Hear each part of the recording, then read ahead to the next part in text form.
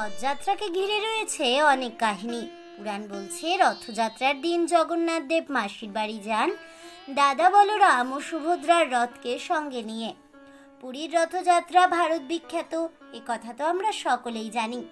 সেই সঙ্গে বিখ্যাত হলো বাংলার মাহেশের রথযাত্রা। কিন্তু জানেন কি, এই মাহেশের রথযাত্রা কিভাবে শুরু হয়েছিল? এই মাহেশের জগন্নাথ দেবের কি মহিমা রয়েছে, কিভাবে তার আবির্ভাব হলো এই মাহেশে? বন্ধুরা, এই সব তথ্য জানতে অবশ্যই ভিডিওটি স্কিপ না করে শেষ পর্যন্ত দেখতে থাকুন। নমস্কার বন্ধুরা, অজানার পথের নতুন পর্বে আপনাদের সকলকে স্বাগত জানাই। মাহেশের রথযাত্রা ভারতের দ্বিতীয় প্রাচীনতম এবং বাংলার প্রাচীনতম রথযাত্রা উৎসব। এই উৎসব 1396 খ্রিস্টাব্দ থেকে পশ্চিমবঙ্গের শ্রীরামপুর শহরের মাহেশে অনুষ্ঠিত হয়ে আসছে। রথযাত্রার সময় মাহেশের স্নানপিড়ি ময়দানে 1 মাস ধরে মেলা বসে। শ্রীরামপুরের মাহেশ জগন্নাথ দেবের মূল মন্দির থেকে মাহেশ গুন্ডিচা মন্দির অর্থাৎ মাসির বাড়ি অবধি জগন্নাথ বলরাম ও সুভদ্রার 50 ফুট উচ্চতা সম্পন্ন রথটি টেনে নিয়ে যাওয়া হয়। উল্টো রথের দিন আবার রথটিকে জগন্নাথ মন্দিরে ফিরিয়ে আনা হয়ে থাকে। মাহেশের জগন্নাথ মন্দির ও রথযাত্রা উৎসবের পিছনে একটি কিংবদন্তি রয়েছে। সেটি হলো চতুর্দশ শতকে ধ্রুবানন্দ ব্রহ্মচারী নামে এক বাঙালি সাধু পুরীতে তীর্থ করতে গিয়েছিলেন। তার ইচ্ছা হয়েছিল যে তিনি জগন্নাথ দেবকে নিজের হাতে ভোগ রেঁধে খাওয়াবেন, কিন্তু পুরীর মন্দিরের পাণ্ডারা বাদশাধায় তিনি তা করতে পারলেন না। তখন দুঃখিত হয়ে তিনি আমরণ অনশনে বসলেন। 3 দিন পরে জগন্নাথ দেব তাকে দেখা দিয়ে বললেন, ধ্রুবানন্দ, বঙ্গদেশে ফিরে যাও। সেখানে ভাগীরথী নদীর তীরে মাহেশ নামেতে এক গ্রাম আছে, সেখানে যাও। আমি সেখানে একটি বিরাট দারু ব্রহ্ম অর্থাৎ নিম গাছের কাণ্ড পাঠিয়ে দেব। সেই কাঠেই বলরাম, সুভদ্রা আর আমার মূর্তি গড়ে পূজা করো। আমি তোমার হাতে ভোগ খাওয়ার জন্য উদগ্রীব। এই স্বপ্ন দেখে ধ্রুবানন্দ মাহেশে এসে সাধনা শুরু করলেন। তারপর এক বর্ষার দিনে মাহেশ ঘাটে একটি নিম কাঠ ভেসে এলো। তিনি জল থেকে সেই কাঠ তুলে 3 দেবতার মূর্তি বানিয়ে মন্দির প্রতিষ্ঠা করলেন। সন্ন্যাস গ্রহণের পরে শ্রী চৈতন্য দেব পুরীর উদ্দেশ্যে রওনা হলেন। পথে তিনি মাহেশে পৌঁছেছিলেন।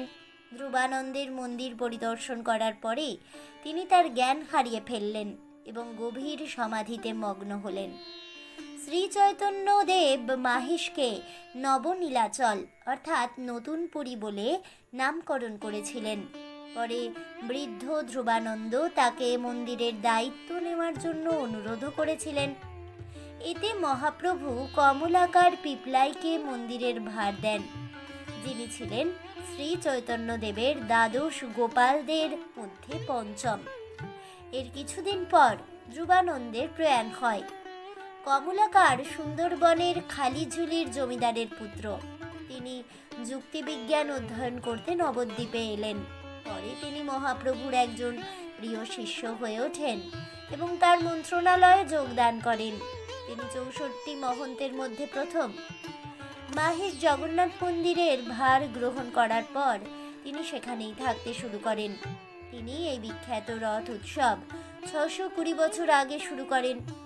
তার উত্তরাধিকারীরা এখনো সেবায়েত বা মন্দির অধিকারী হিসেবে মাহেশে বসবাস করছেন। পরবর্তীকালে 1755 সালে কলকাতার নয়নচাঁদ মল্লিক মাহেশে জগন্নাথ দেবের মন্দির তৈরি করেছিলেন, যা আজও রয়েছে। বর্তমান রথটি প্রায় 129 বছরের পুরনো। সে যুগে 20,000 টাকা ব্যয়ে শ্যামবাজারের বসু পরিবারের সদস্য হুগলির দেওয়ান কৃষ্ণচন্দ্র বসু রথটি তৈরি করিয়ে দিয়েছিলেন। রথটিতে রয়েছে মোট 12টি লোহার চাকা এবং 2টি তামার ঘোড়া। ইতিহাস বলছে সাধক ধ্রুবানন্দ ব্রহ্মচারী স্বপ্ন পেয়ে গঙ্গায় ভেসে আসা নিমকাঠ দিয়ে দারু মূর্তি তৈরি করেন। প্রতি বছর রথের আগে বিগ্রহের অঙ্গরাগ করা হয়। রথের দিন জিটি রোড দিয়েই রথ টানা হয়। এই রথযাত্রাকে কেন্দ্র করে আজও মেলা বসে। বিশেষ উল্লেখযোগ্য, বঙ্কিমচন্দ্র চট্টোপাধ্যায়ের রাধারানী উপন্যাসের প্রেক্ষাপট ছিল এই মাহেশের রথযাত্রা। আধুনিক মন্দির 1755 সালে নির্মাণ করা হয়। কলকাতা নিবাসী নয়নচাঁদ মল্লিক এর খরচা দেন। একবার বৈদ্যবাটির একজন ভক্ত মন্দিরে রথ দান করেছিলেন। 1797 সালে শ্রীরামকৃষ্ণের বিখ্যাত শিষ্য বলরাম বসুর দাদা কৃষ্ণরাম বসু আরও একটি রথ দান করেছিলেন। সময়ের সঙ্গে সঙ্গে সেই রথ জীর্ণ হয়ে পড়ে। কৃষ্ণরামের ছেলে গুরুপ্রসাদ 1798 সালে 9 চূড়া বিশিষ্ট নতুন রথ বানিয়ে দেন। 1884 সালে রথযাত্রার দিন বল্লভপুরে গুন্ডিচা বাটিতে সেই রথটি আগুনে পুড়ে যায়। তখন বসু পরিবারেরই কর্তা কৃষ্ণচন্দ্র বাবু বর্তমান লোহার রথটি তৈরি করিয়ে দেন। মার্টিন বার্ন কোম্পানি রথটি তৈরি করে। সেই সময়ে এর দাম পড়েছিল 20 লক্ষ টাকা। 1885 সাল থেকে ওই রথে টান শুরু হয়। সেই থেকেই একভাবে ওই রথ আজও চলেছে। বর্তমান রথটির 50 ফুট উচ্চতা, এতে 12টি লোহার চাকা রয়েছে। রথটি ঐতিহ্যগত বাংলার নবরত্ন শৈলীতে নির্মিত। এতে 9টি চূড়া রয়েছে। কিছু বছর পূর্বে ছিল 13টি চূড়া। রথযাত্রার দিন বিকেলবেলা প্রায় 3:30 নাগাদ স্নানপিড়ি ময়দানের সামনে থেকে জিটি রোড ধরে 1 কিলোমিটার পথ অতিক্রম করে মাসির বাড়ির মন্দিরে রথ পৌঁছায়। সাথে লক্ষ লক্ষ দর্শনার্থী উপস্থিত থাকায় প্রায় 2 ঘন্টা সময় লাগে এই মাসির বাড়ি যেতে। আবার 8 দিন পর পুনর্যাত্রা বা উল্টো রথের দিনে ওই পথেই রথ স্নানপিড়ি ময়দানে ফিরে আসে। উল্টো রথে দর্শনার্থীদের সংখ্যা বেশি থাকায় রথ এসে থামতে থামতে সন্ধে প্রায় 6:30 বেজে যায়। এই সমস্ত বিখ্যাত মানুষ মাহেশের রথযাত্রা পরিদর্শনে এসেছিলেন। তাদের মধ্যে অন্যতম হলেন ঠাকুর শ্রী রামকৃষ্ণ পরমহংসদেব, তার স্ত্রী মা সারদা দেবী, নাট্যকার গিরিশচন্দ্র ঘোষ, সাহিত্য সম্রাট বঙ্কিমচন্দ্র চট্টোপাধ্যায় প্রমুখ অনেক মানুষ এই রথের বিখ্যাত মেলা পরিদর্শনে আসেন। স্থানীয় রীতিনীতি। মন্দিরের প্রতিষ্ঠাতা প্রথম রথযাত্রার জন্য যে বিগ্রহ তৈরি করে দিয়ে গিয়েছিলেন তা আজও ব্যবহৃত হয়। স্নানযাত্রার দিন জগন্নাথ, বলরাম ও সুভদ্রাকে প্রচুর পরিমাণে দুধ ও গঙ্গাজল দিয়ে স্নান করানো হয়। বিশ্বাস করা হয় এই স্নানের ফলে জ্বর ভোগ করেন দেবতারা। ধীরে ধীরে তাদের জ্বর কমে এবং সুস্থ হয়ে ওঠেন। স্নানযাত্রার কয়েকদিন পরেই হয় অঙ্গরাগ উৎসব, যখন বিগ্রহগুলিকে রং করা হয়ে থাকে। এরপর হয় নবযৌবন উৎসব। রথযাত্রার একদিন আগে রাজা হিসেবে অভিষেক হয় প্রভু জগন্নাথ দেবের। সাধারণ দিনগুলিতে ভক্তদের বিগ্রহ স্পর্শ করতে দেওয়া হয় না, কিন্তু রথ এবং উল্টো রথের দিন সকলেই বিগ্রহ স্পর্শ করতে পারেন, মালা পরিয়ে প্রার্থনা জানাতে পারেন, এমনটাই বিশ্বাস করেন ভক্তেরা। এছাড়াও এই উৎসবের রয়েছে আরও একটি বড় অংশ। প্রভুকে তার পছন্দের মিষ্টি নিবেদন করা হয়।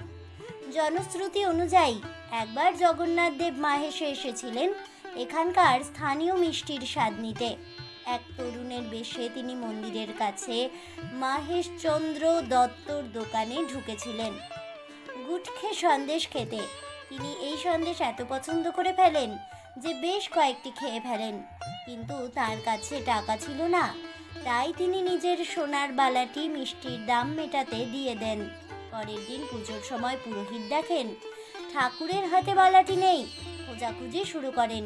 শেষমেশ তারা বিষয়টি জানতে পারেন, আর সব বুঝতে পেরে মিষ্টির দোকানদারও অবাক হয়ে যান। তাই এখনো পর্যন্ত ভক্তেরা এই মাহেশ জগন্নাথ মন্দির পরিদর্শনে এলে এই দোকানের গুটখে সন্দেশ কিনে নিয়ে তা প্রভুকে নিবেদন করেন। আজ এ পর্যন্তই। জয় প্রভু জগন্নাথ দেবের জয় হোক। এই বলে আমার আজকের ভিডিওটি আমি এখানেই শেষ করছি। তাহলে বন্ধুরা, মাহেশের রথযাত্রার ইতিহাস জানতে পেরে আপনাদের কেমন লাগলো অবশ্যই আমাকে কমেন্টে জানাবেন। ভিডিওটি ভালো লেগে থাকলে লাইক শেয়ার করতে ভুলবেন না। আমার চ্যানেলের নতুন বন্ধু হয়ে থাকলে চ্যানেলটিকে সাবস্ক্রাইব করে দেবেন। পাশে থাকা বেল বাটনটি প্রেস করে রাখবেন নতুন ভিডিওর নোটিফিকেশন পাওয়ার জন্য। ফিরে আসছি পরবর্তী ভিডিও নিয়ে। ততক্ষণ সবাই ভালো থাকুন, সুস্থ থাকুন। আর অবশ্যই সঙ্গে থাকুন আর দেখতে থাকুন অজানার পথে।